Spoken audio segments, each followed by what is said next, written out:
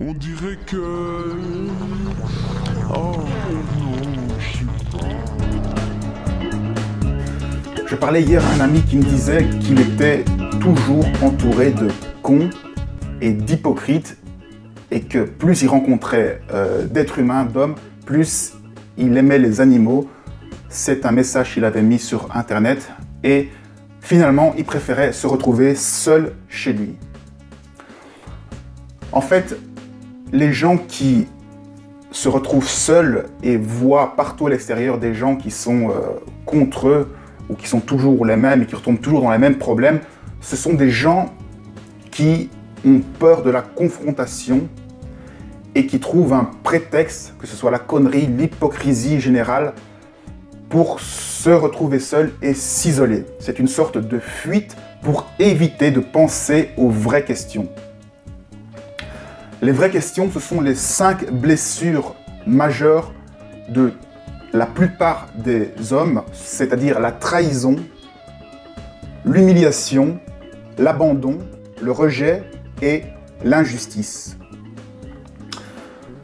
Ces 5 blessures de base, c'est ce qu'on veut absolument éviter de ressentir à nouveau, et chaque interaction avec une personne va nous pousser à éviter de revivre des situations qui nous ont blessés.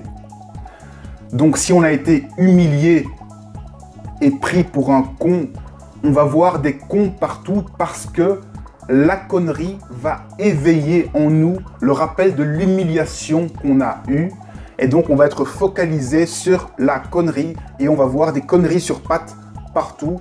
C'est pareil avec l'hypocrisie. Si on s'est fait trahir pour une quelconque raison dans l'enfance, on va être braqué sur la trahison et donc on ne va voir que la trahison partout autour de nous. Le fait de fuir l'interaction, ça vous évite effectivement de réfléchir sur vos blessures profondes et ça vous permet de vous sentir un petit peu plus fort en jugeant les autres et en disant qu'ils sont tous cons et hypocrites et que vous vous sentez beaucoup mieux seul.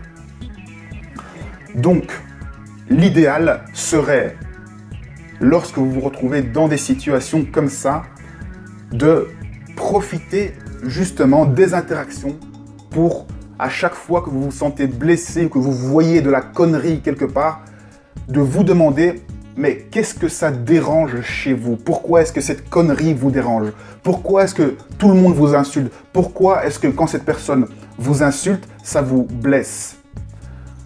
Est-ce que si quelqu'un vous insulte et vous dit que vous êtes un anti, est-ce que ça va vous faire mal? Non, parce que peut-être que ça ne vous concerne pas. On est blessé uniquement par ce qui nous touche profondément.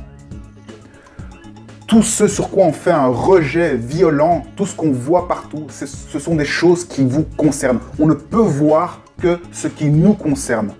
Et donc, les autres sont pour cela un miroir qui nous permet de travailler sur nous-mêmes. Vous avez donc le choix de vous poser en victime et d'accuser les autres d'être cons et hypocrites, ou bien d'exploiter toutes ces interactions et cette violence de la société pour vous remettre en question et réfléchir sur vos blessures d'enfance ou vos blessures qui sont restées en vous et ainsi d'évoluer au fur et à mesure de vos relations. Donc plutôt que de vous isoler, donnez-vous la peine et faites l'effort qui est bien entendu beaucoup plus dur d'aller à la rencontre, au contact et de réfléchir sur vous-même. La vie est vraiment un système bien fait qui vous permet, dans chaque interaction, de vous poser des questions et de vous développer personnellement en allant justement voir ce qui va mal chez vous. Et lorsque vous aurez ciblé, cerné les blessures qui sont en vous, vous allez petit à petit avoir de plus en plus confiance en vous et vous allez pouvoir vous libérer de cette souffrance que vous mettez actuellement sur l'extérieur. Une fois qu'à l'intérieur de vous-même, vous serez tranquille, libre, débarrassé de ces souffrances et de ces blessures, vous verrez le monde totalement autrement.